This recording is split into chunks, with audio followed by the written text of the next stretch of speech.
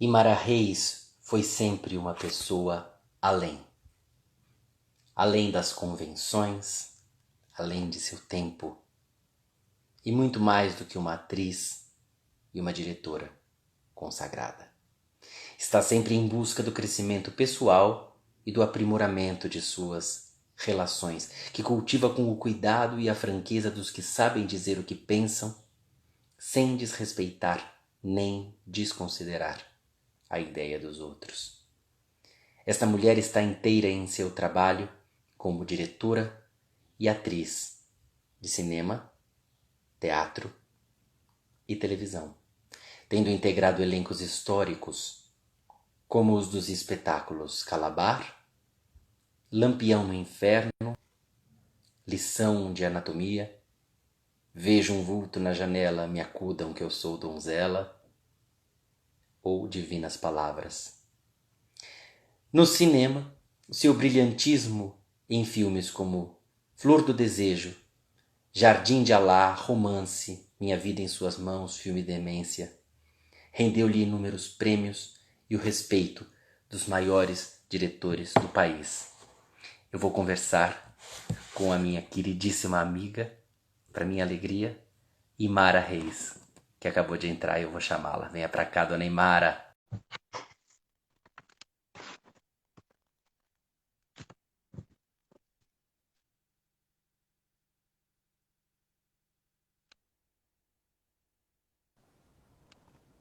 Oi, a Olá. conexão não está lá essas coisas, mas eu espero que a gente consiga pelo menos um mínimo de empenho aqui. Eu tô te ouvindo bem. Você tá me escutando, me vendo? Tô. Agora eu não sei o enquadramento, peraí, deixa eu Não. ver o negócio aqui. O enquadramento, seu rosto tá pela metade. Tem mais Ok, teto do que. Isso, arrasou.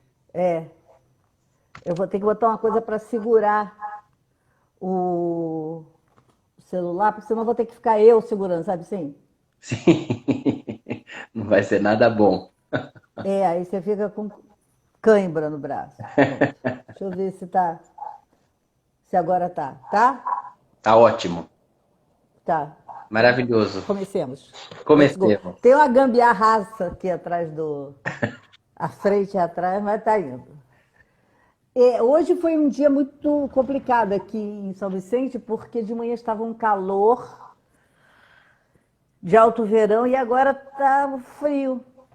Olha, Chove, mudou muito. Aqui muda muito rápido a temperatura, né? aqui no Paraná Não foi sei se você tem essa ideia. exatamente o inverso. Aqui amanheceu frio, um vento gelado e agora tá um calor danado, saiu sol. Olha, Olha, vai eu saber, né? comecei a nossa live agora lendo a contracapa do nosso livro, que saiu em 2010 pela coleção Aplauso. E eu estava me perguntando por que em 2010 nós não demos tanto enfoque, embora tenhamos dado no livro, para uma questão que talvez seja mais premente para você hoje, não sei, você vai me dizer, que é a questão da leitura e do como ler, que é uma coisa que a gente vem conversando muito ultimamente. O seu trabalho como professora de Então, já teatro. era, já era. Tanto é que. Você está me ouvindo? Tô, pode dizer. Já era. Um dos motivos que eu parei de dar aula, quando eu estava, assim, depois de um tempo no Wolf, eu comecei a entrar em crise, era exatamente essa questão da leitura. É, e aí, mas só que assim,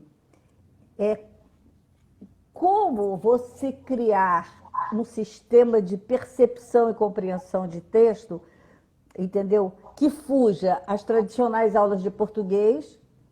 Primeiro porque existe toda uma nomenclatura, eu até brinco, tem uma amiga minha que fica brava, Eliana, porque ela fala assim, não, mas tem todo o sentido.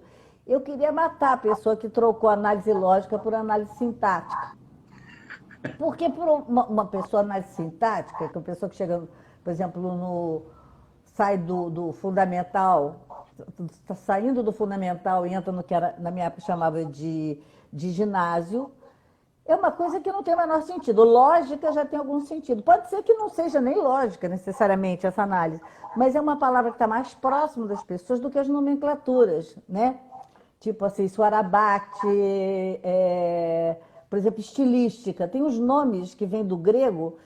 Como é que você vai colocar isso para umas pessoas que não sabem o que é adjunto adnominal?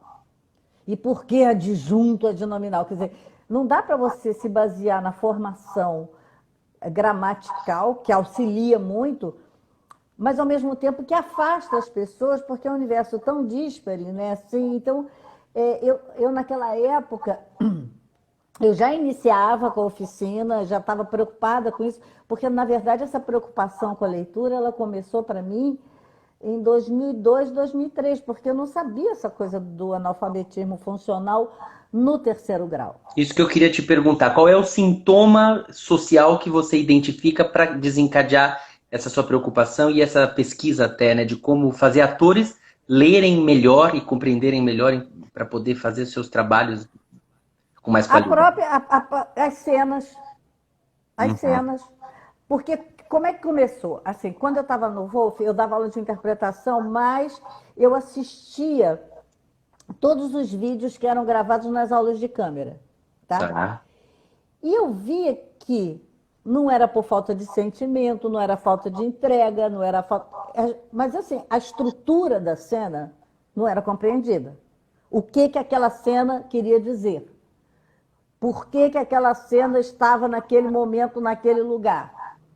Até coisas básicas, assim, essenciais, de compreensão mais rasa, assim. Aí eu fiz um tour pela escola perguntando, eu falei, não, um dia eu tive um insight, eu falei, acho que essa pessoa não lê livro. Aí eu saí perguntando, fazendo uma enquete em todas as turmas, quais eram os livros que eles tinham lido. A maioria não tinha lido livro nenhum, nem aqueles fundamentais, eles iam resumo no Google, sabe assim? Para quem Não está tinha fazendo lido. teatro, é um fenômeno preocupante. Complicado. Aí o que que eu fiz? Eu peguei para as minhas turmas e falei assim, olha, vocês vão ler um conto de Machado. Vocês mesmos escolhem, porque Machado tem conto de 1 página, 10 páginas, 3 páginas, entendeu? E não é tradução. Porque tem outros contistas fantásticos, mas a tradução aí você nunca sabe. Queria uma coisa em língua e que tivesse uma pluralidade de assuntos, de sentido, porque o Machado tem muitos contos assim, né?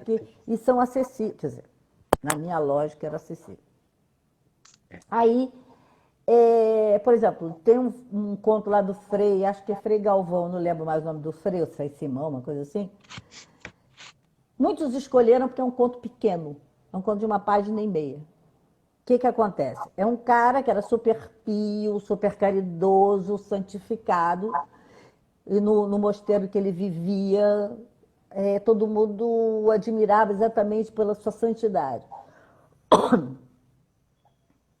Em seu leito de morte, ele chama o superior lá no mosteiro e fala: morro odiando a humanidade, o que é um choque, né? Para os seus pares, porque afinal de contas aquela pessoa tão santa, tão sagrada, como é que pode ter ódio pela humanidade, sendo que o primeiro mandamento é exatamente amar a Deus e ao próximo como a ti mesmo. O conto explicando por que esse Frei então, disse essa frase. Alguns escolheram esse conto porque era curto. Só que eles pulavam essa parte que justificava o ódio. Ou não se antenavam por começo, por meio e por fim. Ou seja, tinha uma falta de percepção de estrutura de texto que comprometia a leitura de script, de cena, de peça e também de livros teóricos. Quer dizer, se você não consegue associar aquilo que você está lendo a uma visão mental daquilo que você está vendo, se você não consegue configurar uma imagem a partir daquilo, ou um pensamento, ou uma estrutura de raciocínio, como é que você vai ser intérprete? Porque o intérprete é um tipo de leitura de um determinado texto. Tanto é que para mesmo texto tem múltiplas interpretações, mas se você não tem nem a fundamental, a mais imediata, como é que você vai trabalhar o subtexto se você não sabe o texto? Antes da interpretação, tende a haver a leitura branca, como se diz em teatro, e que é o básico, né? Que é o literal, que é o denotativo. Para você Isso, chegar na conotação, você tem que ter uma leitura denotativa, você tem que saber aquilo que você está lendo. E mínima. isso me deixou bem em pânico. Então, A partir de 2003, eu comecei a me inquietar com essa questão. Porque não é nem o fato da pessoa ler mal porque lê alto. Porque existem muitas coisas, muitos outros motivos pelos quais, Claro. às vezes, a gente lê mal. A, a mente é mais rápida, às vezes, do que os olhos. Então, você começa a inferir. Você está lendo uma coisa e aí você fala uma outra palavra que não está ali porque o cérebro já achou que era aquilo. Tem Exatamente. inúmeros motivos, porque ler alto é uma coisa e ler é outra. Sendo que Até a o união ler das alto duas coisas, até o olho, o cérebro e o aparelho fonador estarem alinhados, é demanda um um. treinamento. É um pouco que a Arlete Montenegro fala sobre a dublagem. Você tem que estar relaxado e ligadão ao mesmo tempo. Exatamente. Você tem que estar é, presto. Você tem que estar, como é que se diz? Você tem que estar atilado, Atilado, sim. mas ao mesmo tempo você tem que estar tranquilo, para que Exato. você não entre num processo de. Porque muita gente, quando fala, vai ler, entra em estado de ansiedade. Isso, E exato. aí acelera muito mais. Então, todas essas coisas. E aí eu me lembrei de uma coisa, de uma oficina que eu tinha feito muito antes, já no meio da década de 1990, que foi no primeiro Fórum Shakespeare que teve no Rio. Eu estava fazendo uma novela no Rio, acho que da Loba, não lembro mais qual que era. Qual a E idade da teve luva? duas mulheres. Eu acho que foi Idade da Loba que eu estava fazendo. E ao mesmo tempo eu comecei a fazer essa oficina, foi o primeiro Fórum Shakespeare que teve, que vieram duas mulheres fantásticas. Uma é a Cicely Berry, que é especialista, até faleceu, e a outra é Bridget Panet, que o fundamento do trabalho delas é exatamente em cima do texto. Então elas dão técnicas assim muito engraçadas e lúdicas. E os ingleses eles são muito voltados para isso, né? Para o dizer. Tanto que tem a oficina do Iâmbico lá que eles ficam falando tan, tan, tan, tan, tan, tan, tan, tan, tan, tan, tan, tan. Fica um coletivo de pessoas lendo em conjunto, como se fosse um coro grego, lendo na rítmica do Iâmbico. Do verso, Assim, né? e atores, assim, junta desde. Ai, aquela que tem cabelo branco que eu adoro, ela, Helen Mirren, assim, até Clary Danes, que está começando, esse povo, com o estudante, com o estagiário, todo mundo lendo o tal do Shakespeare no Iâmbico. E observando determinadas coisas. Junta também com uma outra coisa que é o seguinte, a minha formação é letras, E sim. é língua e literatura. E eu venho de uma família de leitores compulsivos. A minha casa duas coisas que na minha casa sempre teve. Papai acordava a gente com música clássica. Apesar de nós não sermos uma família de intelectual, todo mundo era chegado em leitura. Assim, minha mãe adorava Stefan Zweig. Todo mundo estava sempre lendo alguma coisa. E de tudo quanto é ordem. A gente, por exemplo, o papai, ele comprava 4, 5 jornais por dia. Eu lembro que quando que eu me alfabetizei, eu já comecei a ler jornal, já comecei. E outra coisa, tudo se discutia na minha casa. Tinha um amigo nosso que falava assim, que a minha casa era de um jeito que, por exemplo, se o tema era religião, parecia um concílio. Se fosse política, parecia que estávamos no Senado. Se Ah, fosse jurídico, estávamos no fórum, porque tudo era motivo de debate. Moda, estávamos na Semana da Moda, entendeu? em plena Porque, passarela, né? não, no final do desfile, fazendo conjectura já. Porque tudo na minha casa era motivo de curiosidade, minha família é toda muito, muito curiosa, todos são. E é motivo de debate e polêmica, porque também tem posições. Claro. Fora que assim, até time de futebol. Cada pessoa lá na casa era de um time diferente. A minha mãe era do Canto do Rio, meu pai do América, minha irmã, eu acho que era do Vasco, e meu irmão do Flamengo. Ah, não, minha irmã do Botafogo e meu irmão do Flamengo. Quer dizer, cada um de um tipo. Você? Fora. Eu ficava entre o Botafogo e o Flamengo, assim, porque o Botafogo tinha o Garrincha, que era a alegria do povo, era aquela coisa espetacular.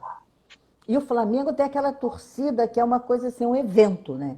Você Sim. vai no Maracanã, quando você está lá no Maracanã, é uma coisa que é que nem o Corinthians, assim, é uma performance, né? Então, eu criança, porque a minha diferença entre meus irmãos era muito grande, né? E Então, a minha família era assim, muito entusiasmada por todos os temas, assim, tudo muito... E o pessoal lia muito, né? Sim. E o ler para a gente, para mim, principalmente, é uma função simbólica, porque estava todo mundo lendo e eu era a única analfabeta da família, né? Era quase uma questão de emancipação, um pouco aquela história do cinema que você me conta no livro. Quando você não precisa de mais ninguém para ler a legenda para você, é a libertação plena. É porque tem duas coisas para analfabeto, né? Assim, com o negócio da legenda. Uma é que você está sempre depois da história. Você nunca está no síncro, você está sempre depois. O que aconteceu? O que aconteceu? O que aconteceu? O que ele disse? O que ele disse? Fora que você é aquele aluguel, né? Porque os primeiros 15 minutos qualquer pessoa é gentil. Depois as pessoas querem que você vá à merda, porque eles querem ver o filme, né? E você fica ali o pentelho cutucando. Não, como foi que disse? O que foi que ele. Então, quando. Assim, que foi a libertação, né? A minha irmã falou assim: isso assim, eu falei, já sei. Nossa, Não precisa mais. não dependo mais de você. Foi uma autonomia, assim. A sua experiência Então, quer dizer, familiar é uma prova de que o amor, o gosto, a possibilidade da fruição lúdica em relação à leitura é uma questão de treino, de exercício. sim, sim, e de conhecimento de determinadas chaves, que aí foi nisso que eu comecei. Era isso que eu queria que você falasse um pouco, sobre quais são essas chaves. Ouvindo você falar, me ocorreu, embora mal comparando, o livro Para Trás e Para Frente, do David Bowie, é Para Frente e Para Trás, do David Bowie, em que ele fala justamente sobre análise de textos dramatúrgicos. E embora não seja esse o assunto direto do livro, esse do qual nós estamos tratando agora, tem muito a ver porque ele fala de estrutura, para que a compreensão, para que a interpretação e o resultado de um espetáculo seja uma interpretação, mas não uma deturpação do que está escrito, é preciso que aquela estrutura básica seja bem lida. Sim, mas tem várias questões. Por exemplo, que aí tem uma questão que é muito preocupante. Ah. De um tempo para cá, eu não sei, eu acho que tem a ver com a reforma do ensino dos anos 70. Mas houve um decréscimo, digamos, eu vou usar uma expressão um pouco, pode parecer um pouco pernóstica, mas o léxico das pessoas foi muito reduzido. Você está falando A do arsenal quantidade, de palavras o conhecidas, glossário, o glossário do qual as pessoas lançam mão para se comunicar, seja oralmente, seja por escrito. diminuiu muito. Por exemplo, você pega. E isso meio que mundialmente, né? Uma vez conversando com uma amiga minha, ela falou assim: na França também a gente está muito preocupado com isso, com o iletrismo, como eles chamam, né? Poucas são as pessoas que têm acesso a uma cultura que seja formadora de um conjunto de palavras que dê margem em que a pessoa possa ter liberdade de expressão, porque ela tem um acervo razoável a que recorrer. Muitas vezes Por ela tem um exemplo, pensamento, uma ideia que ela não consegue transmitir com precisão porque ela não dispõe daquele léxico. exatamente, ela não dispõe do. Le mot e les choses, né? As palavras e as coisas, né? Como é que você chega às coisas, você se identifica de uma certa forma com as palavras. Se Exatamente. você não tem as palavras, né? Como é que você Sobretudo vai quando se dizer? trata de conceitos abstratos. Mas eu acho que até concretos, porque se Também, você não também. sabe dar nome, se tudo vira um breguete, tudo aquela coisa, se você não sabe dar nome aos fenômenos, a coisa vai diminuindo. Claro. O exemplo que eu ia dar é o seguinte: eu trabalhei com a Carmen Silva, que era uma atriz maravilhosa. Carmen Silva é engraçada porque ela sempre fez senhorinha desde os 27 anos de idade. Né? Ela fala, tem gente que faz carreira eclesiástica na profissão, eu fiz carreira de velha na profissão. A Carmen não tinha grandes formações. Ela fez só o ensino fundamental agora, que na época chamava primário. E ela tinha uma capacidade de leitura monumental. Então, o ensino fundamental, até uma determinada época, podia não ser acessível a todo mundo, mas era muito consistente. A minha mãe fez até o ginásio. Sim. Mas ela tinha um vocabulário e uma capacidade de leitura enorme, porque o ensino fundamental tinha sido muito bem feito. Embasamento. Então, assim, eu lembro que o primário era o grande curso, que era chamado, era aquilo. O exame de admissão ao ginásio era um vestibular que você fazia. Você estudava dízima, dízima é um trauma que eu tenho até hoje, né? O É quê? dízima, tabela do não sei o quê, Ah, porque não sei o quê, de dizendo. matemática, e tinha uma série de. Geografia no primário era bombado, você tinha que saber todas as capitais, os rios do Amazonas. Tinha que saber todos os afluentes do Amazonas, os afluentes do Tocantins, os afluentes do não sei o quê, blá, blá, blá, blá. As pessoas dizem, é cultura inútil, pedagogicamente falando, mas eu acho que também funcionava como uma espécie de maromba cerebral, uma ginástica para o cérebro, né? É. Tinha umas coisas que eu achava desnecessárias já naquela época, porque eu até brinco, né? Eu brinco hoje até, por exemplo, que quando eu estou dando história do teatro, que eu dei aula de história do teatro, eu estava falando para os alunos, eu falei, eu não estou interessada na agenda do Mendes Sá, eu estou interessada em saber o que ele veio fazer aqui, assim, que data que ele chegou, que aí tinha os franceses que chegaram 15 de maio, porque a escola tem isso também, tem um pouco o conhecimento como uma coisa cerceadora, não como uma coisa que estimula a imaginação e a vontade de pensar. Sim.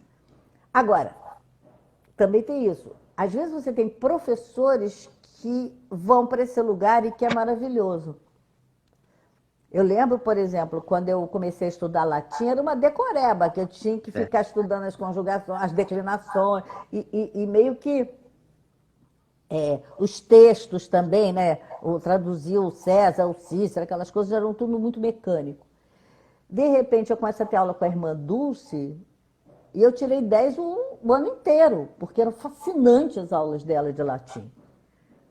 Porque ela colocava as lógicas das. Por que que chegou? Mesma coisa matemática. Mais ou menos raiz quadrada de B2 menos 4AC sobre 2A. Que é isso? Para que serve? Entendeu? De onde é que chegou? Como é que chegaram nesse lugar? Ninguém te conta.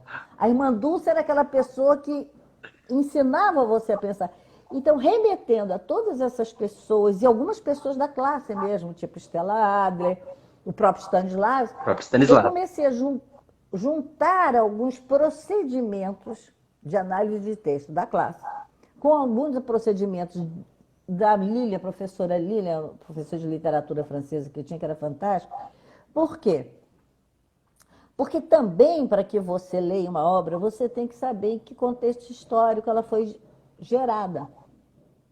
Está tudo Essa gestação. condicionado a isso, ao pensamento vigente e aquele contexto.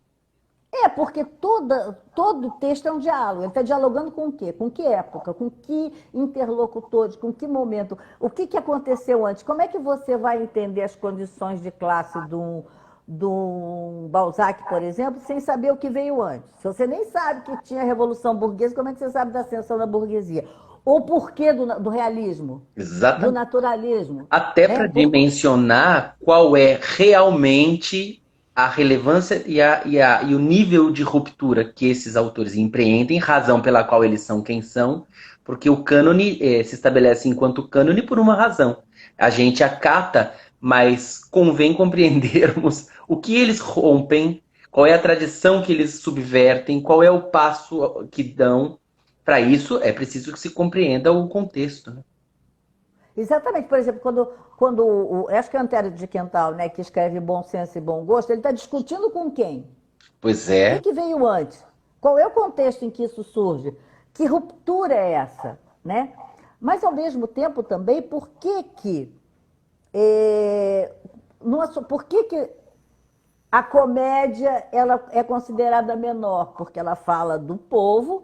Por que a tragédia? Porque também nós estamos vendo uma história da literatura que tem compromisso de classe também, que ela é comprometida, às vezes, com uma visão etnocêntrica. Claro. Então, são vários mecanismos. É lógico que o ideal seria que as pessoas. Eu estou falando isso e me dá vontade de rir, porque é o seguinte: quando eu comecei a descobrir isso, ainda no Wolf, eu comecei a torturar os alunos, né? O que eu quero dizer com isso? Eu botei eles para pesquisar o que era ontologia.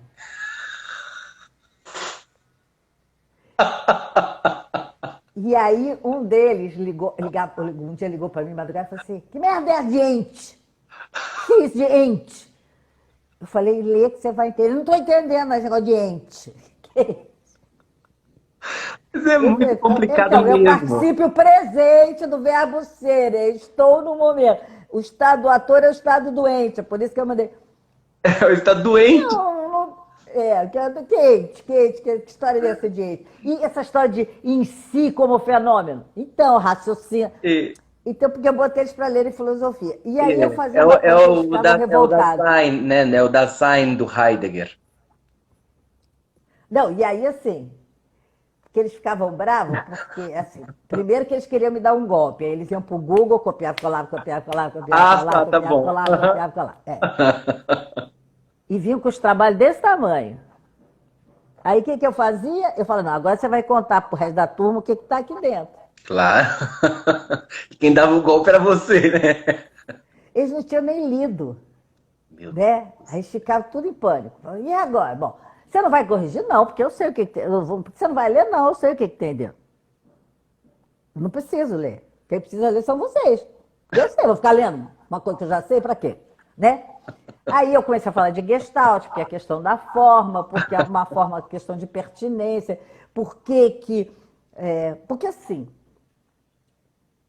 eu trabalhei com uma geração que tinha muita questão da inflexão, né? Uhum. Como se dizer uma frase.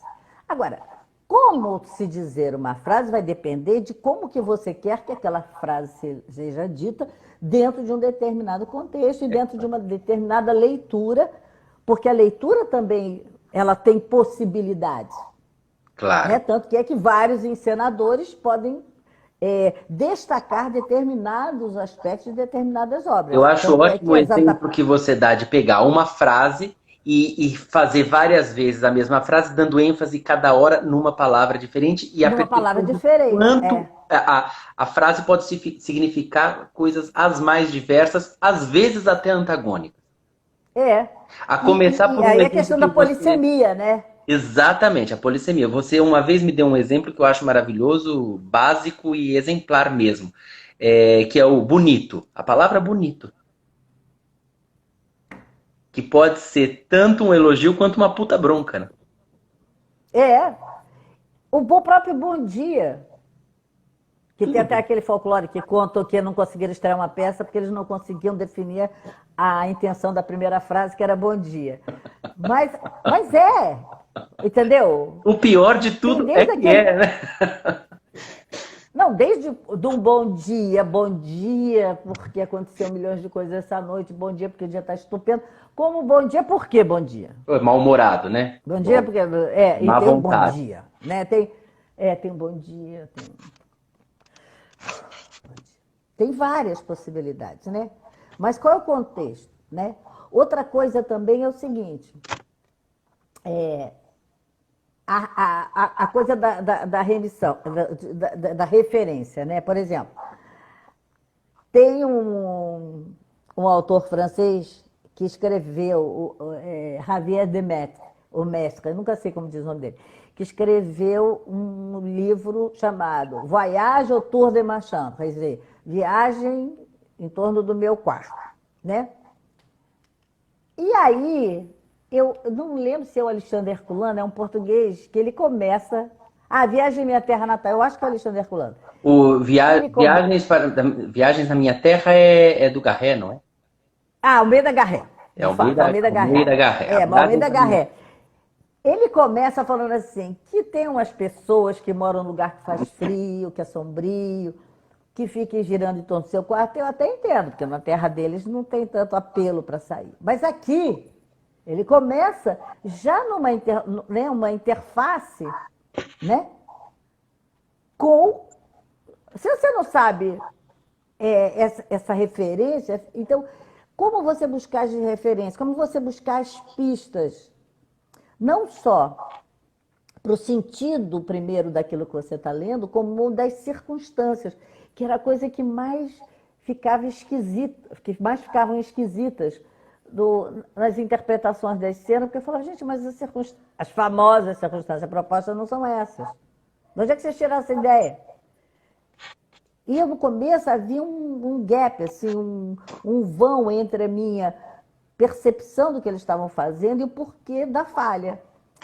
E aí eu comecei a trabalhar esse negócio e virou meio uma obsessão, porque também quem não percebe as instâncias do texto pode ser muito manipulado. Claro. Porque você tem que ler através do discurso. Né? Aquela coisa que o Chomsky fala. Você tem que perceber os subtextos. Isso me faz lembrar uma coisa muito engraçada que tinha no nosso livro, que era uma fotografia sua recebendo o prêmio Kikito das mãos do Chico Buarque.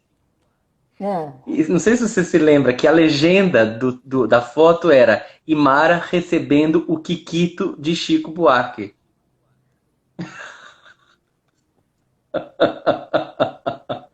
Algumas companheiras devem ter ficado com inveja, né? Cara, daí a gente mudou a legenda.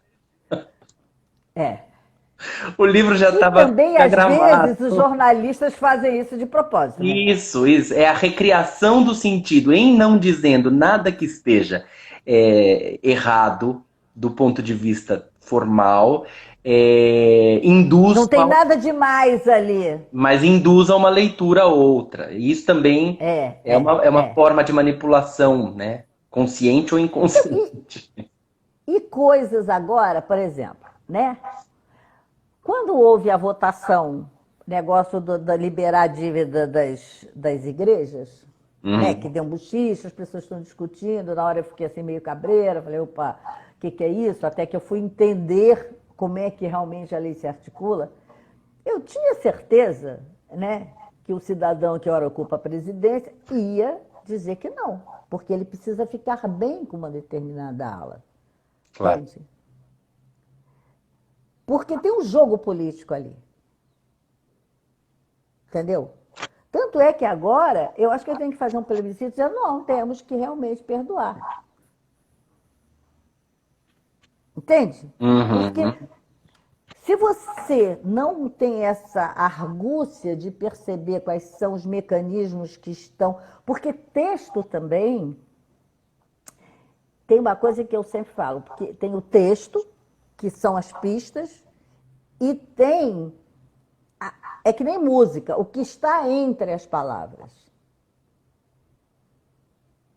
Né? A música tem a nota, mas tem entre uma nota e a outra nota acontece alguma coisa. O texto também tem isso. O que está aqui nesse vão? O que tem aqui? Tem um poema curto, que é quase um haikai do Alex, um poeta amigo meu, que é assim, cuidado com o vão entre a palavra e a coisa. Né? Você pode estrupiar ali. Com certeza. Nesse vão, muita coisa pode acontecer. O silêncio, o tempo do silêncio, o tipo do silêncio, determina tudo. Isso no teatro, então, ganha dimensões... Total. E na vida. Na vida, claro. A vírgula, por exemplo. Existe uma epidemia, que eu também não desconheci, que depois eu comecei a prestar atenção, que é assim, tudo virou ponto final. Então, perdem as conexões. Porque alguém disse para os alunos, que eu quero descobrir quem foi essa fonte primeva, porque precisamos ter uma conversa séria, que vírgula é pausa. E esqueceram de informar que pausa não quer dizer interrupção. E nem é a hora que acaba o ar. Não, acabou o ar. Não, e tem outra coisa quando escreve, né? Que isso eu me toquei. Porque a vírgula também ela acontece assim, a pessoa vai escrevendo, aí ela parou para pensar, como é que ela continua? Porque não sei o que, não sei o que. Vírgula. É o lápis que faz a vírgula, não é a mente. Tem isso também, já descobri vários mecanismos nesse processo, muito curioso. Aí eu saí, vírgula, de casa, não sei o que, e aí fica uma... O pior é eu, vírgula, sair de casa. Não, mas isso acontece das formas mais aleatórias. Você fala assim, mas por que essa frase está assim? Aí você vai ver, é uma coisa fisiológica, não é uma coisa racional. Isso, porque não tem a teoria, não conhece, não sabe qual é a função da vírgula. Exatamente. Ou então, fala assim, como também o escrever vira uma coisa quase que coercitiva, né? Não é lúdico, não é estimulado. Tinha um autor, eu não sei se ele ainda está vivo, o Samir Kurezani, que Uhum, ele ensinava texto com base na criatividade. E uhum. os livros dele eram muito lúdicos, eram muito legais, o Samir. E eu não sei como é que está sendo dado agora, não sei. Porque também tem uma outra coisa que eu acho complicada, que é o que eu chamo de nem tanto ao mar, nem tanto à terra, que é assim, é lógico que ninguém é obrigado a só usar a norma culta. Claro, claro. Até porque a literatura é muito libertadora nesse sentido. Você pode. Mas eu acho que todo mundo, como um armamento pesado, deveria dominar a norma culta. Ela Para poder deveria. subverter, inclusive, porque do contrário você não tem base para ser subvertida, né? Não, eu vou mais longe. Além de não ter base, é o seguinte, assim, eu estou sendo subversivo ou eu estou sendo precário? Exatamente, exatamente. É isso? Se eu tenho escolhas a serem feitas, é uma coisa. Se eu Claro. não tenho escolhas, se eu estou fazendo isso porque eu não tenho opção, é outra. Ou seja, estão me tirando poder, porque palavra é poder, né? É, Todos os grandes impérios não foram construídos, os maiores, em cima de armas, né? Haja vista as religiões, né? Você claro. pega o Maomé falando, Jesus falando, né? O Torá, A palavra, retórica, né? a persuasão, o poder da palavra. O enrolar as pessoas, o estelionato, tudo se estabelece, o golpe, né, no telefone, tudo se estabelece pela capacidade que as pessoas têm de se expressarem, Claro. né? E é texto, Então, mesmo que não esteja registrado. exatamente. Então, se você tem, é, se você possibilita o acesso, e aí a gente vai, por exemplo, quando a gente pensa, por exemplo, a, que você lê um poema do Castro Alves, que morreu só com 24 anos. Ou um Martins Pena, que morre também muito jovem, mas o domínio que eles tinham da língua. Sim. Né? Eu estou pegando autores só do século XIX. Ou então a Gilca Machado, que é do começo do século passado, quer dizer, que com 12 anos ela ganha um prêmio de poesia que as pessoas achavam que ela não tinha escrito pelo domínio que ela tinha da língua. Quer dizer, a capacidade de você se colocar, de você expressar, né? Até em níveis terapêuticos, que é aquela coisa que eu sempre falo, que eu tive alunos das minhas oficinas que melhoraram a qualidade da relação deles com a análise, com a terapia, porque eles começavam a poder descrever realmente os fenômenos que estavam acontecendo com eles. Até porque a Então, tem psicanálise uma coisa também é sanadora. baseada na fala. Sim, Daí. Não é à toa que o Freud estabelece todas as relações que ele faz com mitologia e com literatura e com personagens como Édipo, como Electra e vamos lá, né? não, e o Jung também, E né? Jung Assim, como também. é que você descreve um sonho? Exatamente. Se você não tem repertório suficiente O para modo isso. como se Como é que você. descreve é que dá a pista das fraturas, dos atos falhos ou do que seja para o processo E as terapêutico. sensações? Se você não sabe dar nome àquilo que você. Tem uma coisa que eu faço, que isso eu já faço há muito tempo, isso eu já fazia no Wolf. Tem uma tabela de psicologia que são nomes dos diferentes sensações, estados, sentimentos. É. Diferença entre sentimento, emoção e afeto. Porque, de repente, tudo vira uma mixórdia só. E não é. Exatamente. Aliás, quando eu estava na Faculdade de Letras de Lisboa, foi nos dado um livro curto, eu já esqueci o nome da autora, mas eu tenho aqui, precisamente sobre isso, sobre a distinção desses elementos: afeto, emoção, sentimento. Então, por exemplo, por que eu explicava para alunos que eu tenho bode da tal? Porque uma coisa é memória afetiva, outra coisa é memória emocional, por exemplo. Emotiva, exatamente. É, porque a emoção é uma coisa que é reativa. Você tem um estímulo e você reage. E os afetos é o conjunto de sentimentos que nos afetam. e que você os identifica, que você sabe qual é a qualidade deles, como eles se configuram. Então, tem uma coisa até que para muitos, uma vez eu estava, há pouco mesmo, eu estava discutindo com uma amiga minha, que ficam chocados, falar, isso é o atalho. Não, eu acho importante saber a diferença entre ira e cólera, para saber em que estado essa personagem está. Qual é a Ímpeto ou, diferença? ímpeto ou impulso? Qual a diferença entre ira e cólera?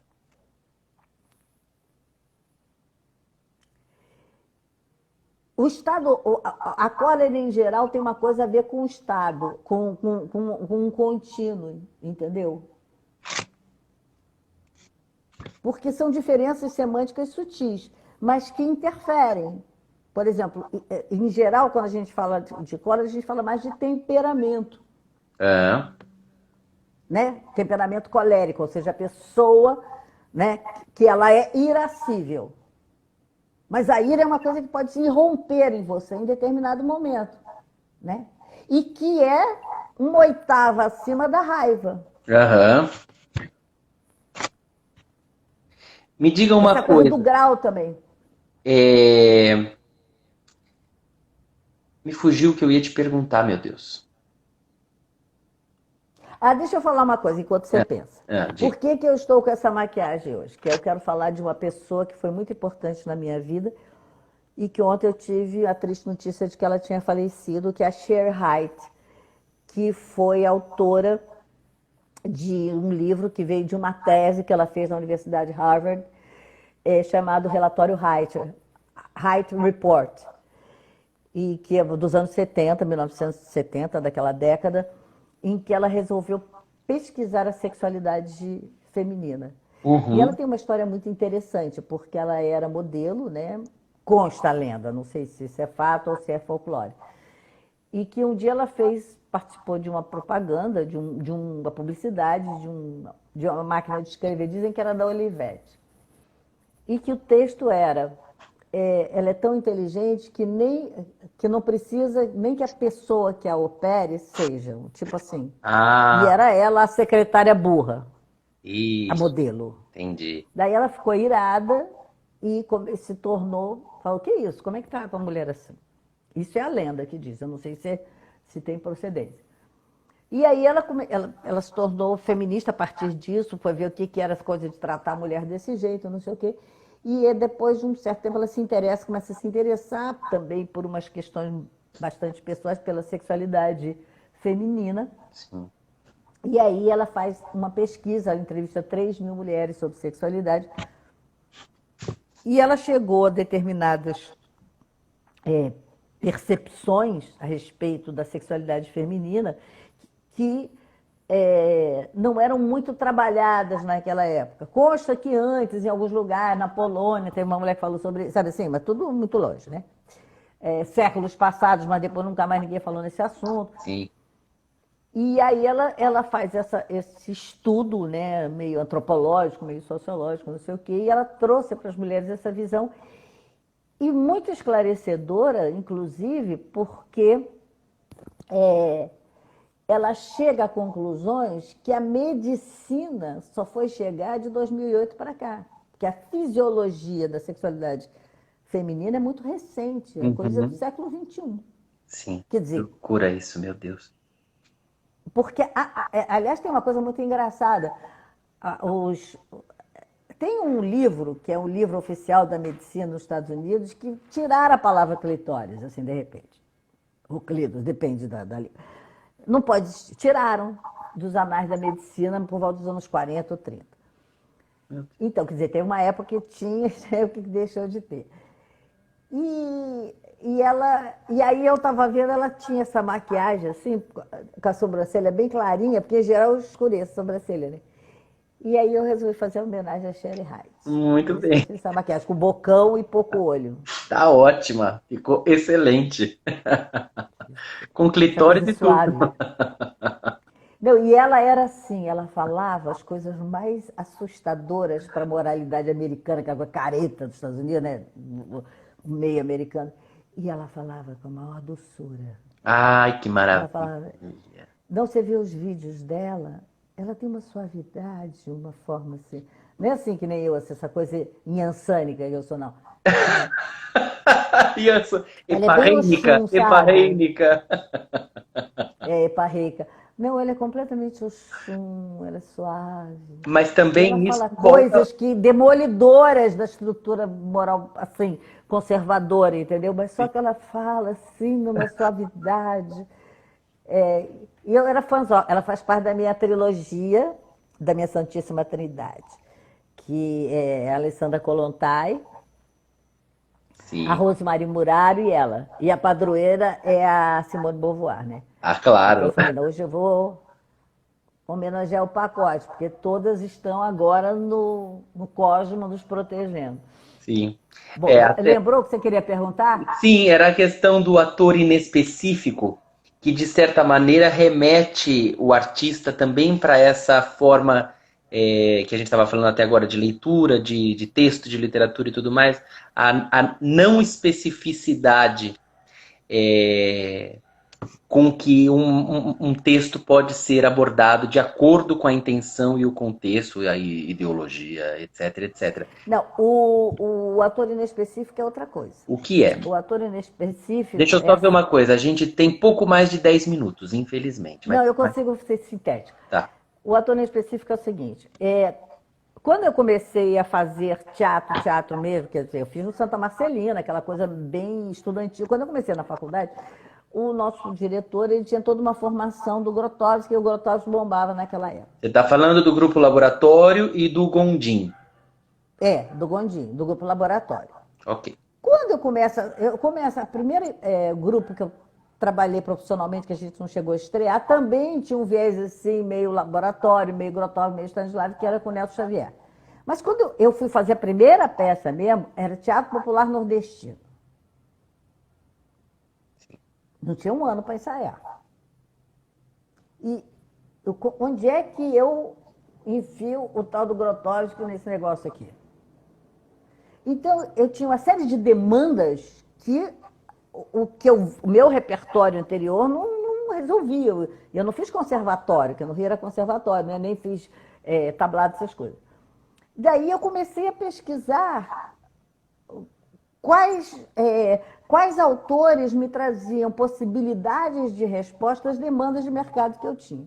Uhum. E aí eu criei uma oficina que era assim, eu peguei um conjunto de exercícios que para mim foram fundamentais para digamos, criar um repertório técnico, né, que me ajudasse.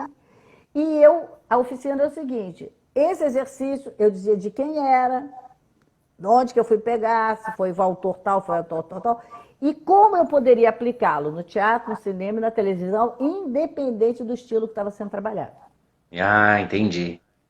Entendi. Por isso que é inespecífico, porque em geral existem, e agora mesmo, tem uma coisa assim de igrejas, né? Então a pessoa é a igreja do Barba, é do Lee Strasberg, ou do fulano de tal.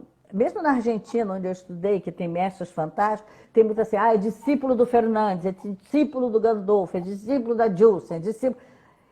E aí eu ia para lá e ficava assistindo a aula de todos eles e falava, isso faz sentido para mim, isso é interessante para aquilo O outro. que de cada um, em qual contexto, para qual trabalho, quer dizer, o inespecífico é nesse sentido de que você não acredita numa linha única e absoluta, Não, obviamente. porque eu sou assim. Bom, mas isso é uma coisa minha, né? Porque eu sou ecumênica, né? Sim, sim, sim, sim. Religião, politicamente mesmo, tem coisas que eu observo de um grupo, observo de outro. Eu simpatizo com posturas, mas eu não me sinto filiar. Bom, até casamento, né? Não tem assim essa coisa de casar, né? Então, eu assim, porque às vezes, por exemplo, é muito interessante o processo de treinamento do Barba, mas tem para coisas que não servem. As pessoas ficam 3, 4 anos. Como é que eu. Assim, aí me convido para fazer uma novela. Fazer o quê? Um treinamento do Assim, Barba. eu acho que independente do seu ecumenismo, isso não é só uma questão de personalidade, é uma questão de bom senso, porque para cada linguagem, uma técnica específica. É diferente, você vai remar contra a corrente, vai ser anacrônico, ou vai ser ineficaz se você aplicar uma coisa que não tem a ver, né, na realidade. Pode ter a ver de acordo com o desejo do que você pretende como resultado. Né? Mas aí tem uma diferença, o que que é um ator de grupo e um Sim, ator de mercado. entendi. Porque o ator de grupo, ele pesquisa, em geral, e se aprofunda numa determinada linguagem, porque ele pertence àquele conjunto de buscas, né? de linguagens. Agora, quando você entra para trabalhar um ator de mercado, que você vai trabalhar com diretores diferentes, com demandas diferentes, entendeu? Por exemplo, se eu estou fazendo um feidor que tem um. Ai, madame, vou fazer o quê? Né? Com o Arthur. Se bem que às vezes eu brinco, Pois eu é, uso isso. movimentos e Dependendo, gestos tudo que não depende. tem nada a ver com aquela linguagem. Mesmo fazendo. Uma vez trabalhando com o Cláudio Mamberti, ele falou assim: Mara, é muito louco ver você. A gente estava fazendo uma peça que tinha toda uma parte que era extremamente naturalista. É uma adaptação do Cristóvão Tesa? Do trapo. Do trapo. E eu, na Isolda, ela tinha um componente louco que eu botava umas coisas assim totalmente artodianas nela, entendeu? É. A forma como ela dormia, que ela fazia assim, e apagava. E que tem a ver um pouco com comédia também, e eu misturo umas coisas, mas isso é porque eu me divirto. É Claro. para quem Não, e porque o conhece algumas resultado permite, linguagens, fica, gera um resultado, uma linguagem em que aquilo funciona. é um ruído, é. Mas é assim, tem gente que nem se toca. Eu faço isso até em cinema, eu uso coisas que não tem nada, do timing, assim, que não tem muito Sim, a ver mas o que até eu quero com os dizer cânones cinematográficos. é Hã? que há um ruído, mas esse ruído funciona como uma dissonância. Ele não gera um ruído efetivo, é um ruído intencional que resulta. Ah, sim, sim, sim. Nesse sentido, você aplica de uma maneira consciente e cuidadosa, né? Não é uma coisa despropositada. Como Não, tem seria? um sentido, tem um lógico. Tem, por exemplo, o toque. Eu fiz, quando eu fiz o Magal, o toque da minha personagem, a forma que ela tocava as pessoas, tem a ver com, sabe uns gatinhos bacana que chega? Eles chegam, e não é que eles chegam zoando, eles chegam, porque tem os gatos que chegam zoando, né? Ela tinha um jeitinho assim que tinha a ver com os gata mansa. Sim. Então, que isso foi uma coisa que eu peguei do Fernandes, assim, qual bicho, que outros autores também já usaram, mas eu conheci a partir do Fernandes, que é aquele Claro. lá de Buenos Aires que morreu ano retrasado. E, e como isso pode ser útil para as pessoas, então eu trago esses elementos, assim, e por isso que esse é o ator inespecífico, porque ele não vem, ele não segue uma linha, entendeu? Rapidinho, né? Televisão é aquela coisa assim, gravando em pranto. Né? Não dá para você ir buscar. Ou você está ali de prontidão, disponível, aberto para o que for rolar na cena, ou não, sem chance. É. Né? Como o Fernandes dizia, o bom da televisão é que tira a goma do ator, porque você não tem tempo de ter crise. Tem que fazer a cena. Vai ter crise agora? 35 cenas para gravar, o comadre vai ter crise? Não pode. Tem que fazer. Então, como é que eu me preparo? Ou então um comercial, que você tem que andar 1 quilômetro segurando uma caixinha aqui. Por que não tem porquê? Porque tem que estar no quadro. Sim. Então, quem que te ensinou a andar 1 quilômetro em cima do trilho, sem da bandeira, que tem um trilho embaixo do seu pé? E no princípio é o verbo, só para a gente arrematar, voltando à questão inicial do texto. É uma oficina sua também? Não tem nada a ver. É uma oficina. É uma oficina que virou também um sistema de trabalho. Quer dizer, eu ainda não estruturei enquanto um sistema. Aham. Né? São alguns métodos, porque também tem uma coisa assim, é que nem clínica geral, né? Diagnóstico, que agora eu estou dando análise de texto, chama o curso, não tem o nome da minha oficina. Mas dependendo do quórum, de como que o conjunto de alunos ou de oficineiros, né? Que tipo de necessidade você tem, você usa determinados procedimentos, né? Porque, por exemplo, se você está trabalhando o texto, aí vai, eles leem legal, mas não tem imaginação criativa. Então, como é que eu estimulo isso? Uhum. Aí eu tenho que ir para a Stella Adler, que aí eu vou para a torneira específica, porque, né? E como é que eu trabalho a questão da gestalt na palavra? Aí tem até uns exercícios do Barba que são legais para isso, entendeu? Uhum. O negócio do frio, né? Que não é... Por exemplo, ontem um aluno estava falando, ele falou assim, eu estava aqui, eu estava ali. Eu falei, não, aqui é lá. Aqui é aqui, não é? Aqui comprido já foi. A gestalt está errada. Né? Ninguém está aqui. Não, aqui é aqui. É curto. Aqui, é curto. É aqui. É aqui. É perto. É que nem o eixo e o esse, né? Eixo, esse. O lá é que é longo. O lá é que é longe, o cá é perto. Não existe o cá. Não, o cá que é aqui. É aqui, perto. Não parece que a pessoa tá pinel, né? Porque a gente não fala assim, na verdade.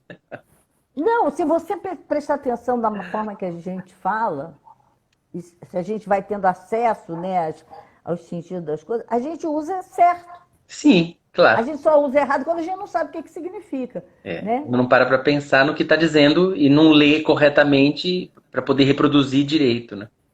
Reproduzir. E aí vira ruído. É aquela coisa do falante, né? Quando o francês... você tá lá? Não, eu tô aqui. E aí, onde é que você... Né?